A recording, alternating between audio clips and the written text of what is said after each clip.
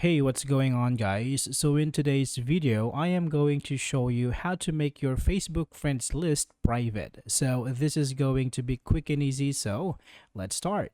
So first, let's go ahead and open up Facebook.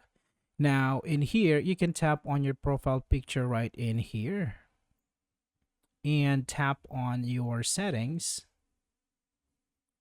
And from here, go down and under audience and visibility, tap on how people find and contact you. And from here, you can see here who can see your friends list. So let's open this up.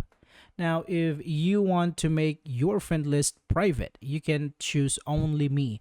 All right, now here, if you choose only me, it means to say that your friends list is only visible to you, not to your friends or other people. Now, if you want your friends to see your friends on Facebook, you can choose friends.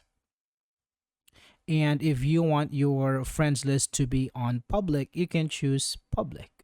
All right. But for this one, for this video, if you want to make your Facebook friends list private, you can choose only me. Okay. So I hope this is helpful for you guys. Thank you for watching, and I will see you on the next one.